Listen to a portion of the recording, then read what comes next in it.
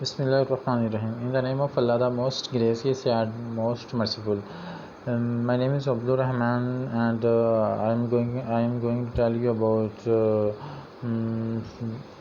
structure of atoms. History. Atom کا لفظ سب سے پہلے یونانی فلاسفر ڈیموکریٹس نے استعمال کیا۔ اس نے تجویز کیا کہ مادہ چھوٹے چھوٹے ناقابل تقسیم پارٹیکلز سے بنا ہوا ہے جنہیں ایٹمز کہتے ہیں۔ ایٹم کا نام یونانی لفظ ایٹوم سے ماخوذ ہے جس کا مطلب ناقابل تقسیم۔ 1803 میں جان ڈالٹن نے پہلی مرتبہ اٹامک تھیوری پیش کی۔ اس کے مطابق تمام مادہ چھوٹے چھوٹے ناقابل تقسیم پارٹیکلز جنہیں ایٹمز کہتے ہیں سے بنا ہوا ہے۔ 19ویں صدی کے آخر تک یہی سمجھا جا رہا تھا کہ ایٹم ناقابل تقسیم ہیں، تاہم 20ویں صدی کے آغاز میں گولڈ اسٹائن، جے تھامسن، بوہر، رذرفورڈ اور دوسرے سائنسدان نے تجربات سے ثابت کیا کہ ایٹمز سب ایٹمک پارٹیکلز الیکٹرانز، پروٹونز اور نیوٹرونز سے بنا ہوا ہے۔ And then further discovery of electrons. 1997 میں جے تھامسن نے الیکٹران دریافت کیا تھا جب وہ کیتھوڈ کی کرنوں کا مطالعہ کر رہا تھا۔ جب خارج ہونے والی کرنوں کا مطالعہ کرتے وقت جے تھامسن نے چارج ماس ای اور ایم کی نسبت دریافت کیا۔ اس سے یہ ظاہر ہوا کہ کیتھوڈ کی کرنیں چارج پارٹیکل پر مشتمل ہو سکتی ہیں۔ And discharge tube experiment. 1879 میں سر ولیم کروکس نے بہت کم پریشر پر گیس میں سے کرنٹ گزار کر تجربات کیا۔ اس نے شیشے کی ایک ٹیوب لی جس میں میٹلز کے دو الیکٹروڈ جڑے ہوئے تھے، ایک اینوڈ پر اور دوسرا کیتھوڈ پر۔ ان الیکٹروڈ کو ایک بہت زیادہ وولٹیج کی بیٹری سے جوڑا گیا۔ ڈسچارج ٹیوب میں جب گیس کا پریشر 10⁻⁴ ایٹمز رکھ کر گیس میں سے بہت زیادہ وولٹیج کا کرنٹ گزارا گیا تو اس کا رزلٹ کچھ یوں حاصل ہوا۔ جیسے ہی کرنٹ گزارا گیا تو کیتھوڈ سے اینوڈ کی سمت جاتی ہوئی ریز خارج ہوئی اور ان ریز کو کیتھوڈ ریز کا نام دیا گیا کیونکہ یہ کیتھوڈ سے پیدا ہوئی تھی۔ And then further J Thomson نے معلوم کیا کہ ایٹم کے اندر چھوٹے منفی چارج والے ذرات تھے جسے وہ الیکٹران کہتے ہیں۔ And property of cathode raise. یہ ریز جسم پر پڑیں تو اس کا درجہ حرارت بڑھ جاتا ہے۔ یہ ریز کیتھوڈ کی سطح سے خط مستقیم میں سفر کرتی ہیں۔ ان کے راستے میں اگر کوئی غیر شفاف ٹھوس چیز رکھ دی جائے تو ان کا سایہ بناتی ہیں۔ الیکٹرک فیلڈ میں ان ریز کا جھکاؤ پازیٹیو پلیٹ کی جانب ہوتا ہے جس سے ظاہر ہوتا ہے کہ ان پر نیگیٹو چارج ہے۔ And then further discovery of protons.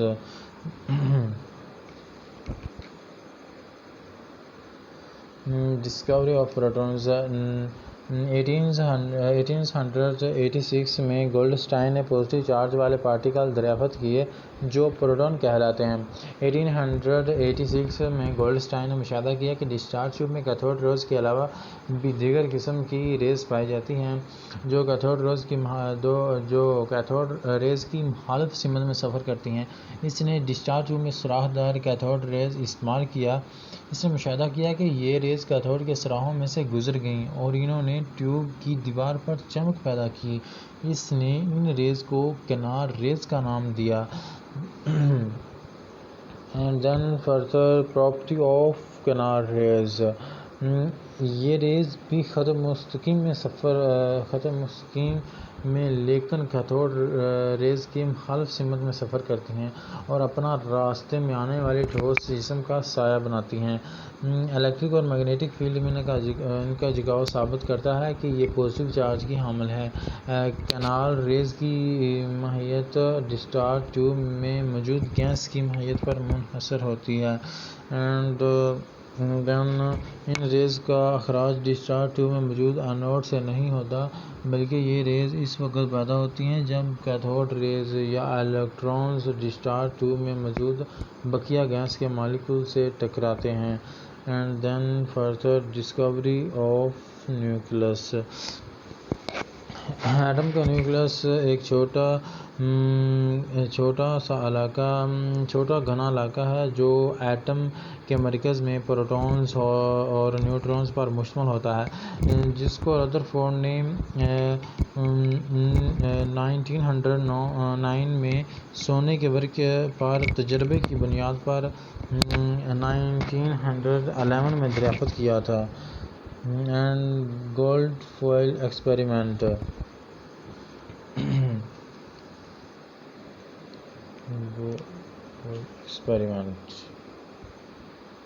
Rutherford نے یہ جاننے کے لیے کہ پازیٹیو اور نیگیٹو چارج کیسے ایک ایٹم میں اکٹھے موجود ہوتے ہیں، سونے کے بریک ورق پر تجربہ کیا۔ اس نے سونے کے 0.0004 سینٹی میٹر بریک ورق پر الفا پارٹیکل کی بچھاڑ کی۔ الفا پارٹیکل ریڈیمز اور پولونیمز جیسے ریڈیو ایکٹیو ایلیمنٹ سے حاصل کیے گئے۔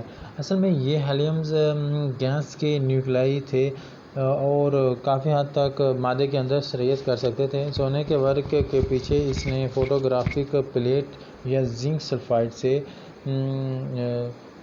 پینٹ کی ہوئی سکرین رکھی۔ اس پلیٹ یا سکرین پر سونے کے ورق سے ٹکرانے کے بعد الفا پارٹیکل کے اثرات کا مشاہدہ کیا۔ ردرفورڈ نے اسے ثابت کیا کہ ایٹم کا پڈنگز ماڈل درست نہیں تھا۔ اینڈ دین آبزرویشنز تقریباً تمام الفا پارٹیکل سونے کے ورق میں سے بغیر راستہ تبدیل کیے سیدھا گزر گیا۔ اینڈ دین سیکنڈ تقریباً 20,000 الفا پارٹیکل میں سے صرف چند کا جھکاؤ بہت بڑے زاویے پر ہوا اور بہت کم پارٹیکل سونے کے ورق سے ٹکرا کر واپس آ گئے۔ اینڈ دین فردر ریزلٹ چونکہ بہت سے الفا پارٹیکل سونے کے ورق میں سے بغیر کسی جھکاؤ کے گزر گئے، اس لیے ایٹم کا زیادہ تر والیوم خالی تھا۔ چند الفا پارٹیکل کا جھکاؤ یہ ثابت کرتا ہے کہ ایٹم کے مرکز میں پازیٹیو چارج تھا، جسے ایٹم کا نیوکلس کہا گیا، اور چند الفا پارٹیکل کا مکمل طور پر واپس مڑنا یہ ظاہر کرتا تھا کہ نیوکلس میں بہت ہی کثیف اور سخت ہے۔ اور یہ بھی تھا کہ الیکٹرونز نیوکلس کے گرد گردش کرتے ہیں۔ اینڈ دین فردر ڈیفیکٹس اگرچہ ردرفورڈ کے ماڈل نے یہ ثابت کر دیا تھا کہ ایٹم کا پڈنگز ماڈل درست نہیں ہے، لیکن اس کے اپنے ماڈل میں بھی درج ذیل نقائص موجود تھے۔ ریڈی ایشن کی کلاسیکل تھیوری کے مطابق الیکٹرونز چونکہ چارج رکھتے ہیں، اس لیے انہیں مسلسل انرجی خارج کرنا چاہیے اور آخر کار ان کا نیوکلس میں گر جانا چاہیے۔ نمبر 2، اگر الیکٹرون مسلسل انرجی خارج کرتے ہیں تو انہیں روشنی کا مسلسل اسپیکٹرم بنانا چاہیے، لیکن حقیقت میں ایٹم صرف لائن اسپیکٹرم ہی بناتا ہے۔ And then further discovery of neutrons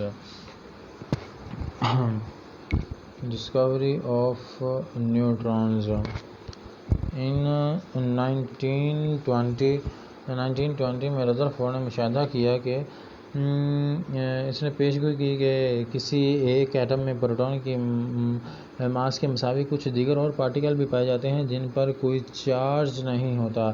بس سائنسدان نے ان نیوٹرل پارٹیکل کی تلاش شروع کر دی۔ آخرکار 1932 میں ایک سائنسدان چیڈوک نے نیوٹرون دریافت کر لیا۔ یہ پارٹیکل اس وقت دریافت ہوئے جب اس نے بیرینیم پر الفا پارٹیکل کی بچھاڑ کی۔ اس نے مشاہدہ کیا کہ اس عمل سے خاصی زیادہ سرایت کرنے والی ریڈیشنز پیدا ہوئی۔ ان ریڈیشن کو نیوٹرونز کا نام دیا گیا۔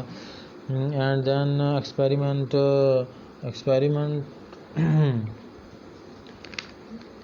1930 میں جب یہ معلوم ہوا کہ بیرینیم پر الفا پارٹیکل کی بچھاڑ کی اسی عمل سے زیادہ سرایت کرنے والی ریڈیشنز پیدا ہوئی اور ان ریڈیشن کو اصل میں گاما ریڈیشن سمجھا جاتا تھا، تاہم پراپرٹی آف ریڈیشن کی مزید تفتیش سے اس کے متضاد نتائج سامنے آئے.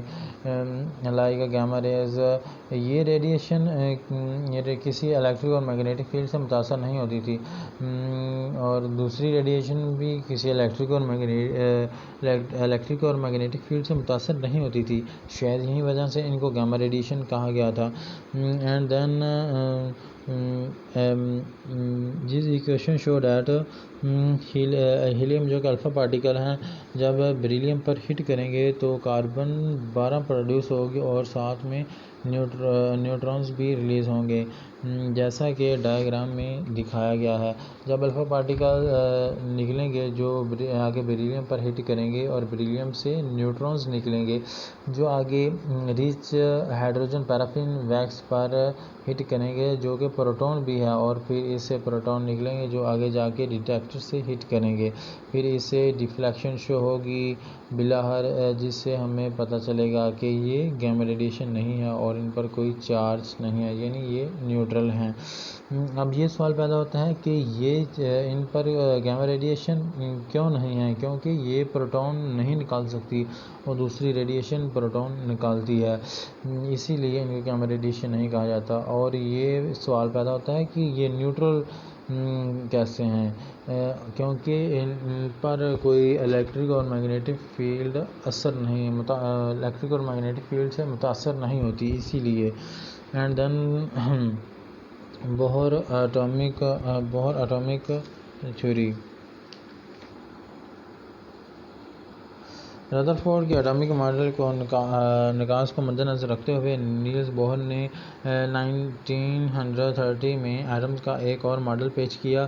میکس پلانک کی کوانٹم تھیوری کو اس نے اٹامک ماڈل کی بنیاد بنایا. بوہر کے اٹامک ماڈل کے مطابق ایک ایٹم میں حرکت کرتے ہوئے الیکٹران نہ تو انرجی جذب کرتے ہیں اور نہ ہی خارج کرتے ہیں، لیکن چونکہ الیکٹرانز مخصوص انرجی کے آربٹ میں گردش کرتے ہیں جو انرجی لیولز کہلاتے ہیں، اسی لیے کسی آربٹ میں گردش کرتے ہوئے الیکٹران کی انرجی متعین ہوتی ہے. اور اس کے مندرجہ ذیل پوسٹولیٹس ہیں کہ ہائیڈروجن ایٹم ایک چھوٹے سے نیوکلس پر مشتمل ہے اور اس میں الیکٹرانز نیوکلس کے گرد ریڈیس کے کسی ایک گول آربٹ میں گردش کرتے ہیں. نمبر 2، ہر آربٹ کی ایک مخصوص انرجی ہے جو کہ متعین ہے. نمبر 3، جس میں ایک الیکٹران کسی مخصوص آربٹ میں رہتا ہے یہ انرجی جذب یا خارج نہیں کرتا. انرجی جذب یا خارج صرف اس وقت ہوتی ہے جب الیکٹران ایک آربٹ سے دوسرے آربٹ میں جاتا ہے. نمبر 4، جب الیکٹران کم انرجی والے آربٹ سے زیادہ انرجی والے آربٹ میں منتقل ہوتے ہیں تو یہ انرجی جذب کرتا ہے. اسی طرح جب الیکٹران زیادہ انرجی والے آربٹ سے کم انرجی والے آربٹ میں واپس آتا ہے تو انرجی خارج کرتا ہے. انرجی میں اس تبدیلی کو ڈیلٹا ای کو پلانکس کی مساوات سے معلوم کیا جا سکتا ہے، جیسا کہ delta E E2 - E1. That's it and thank you.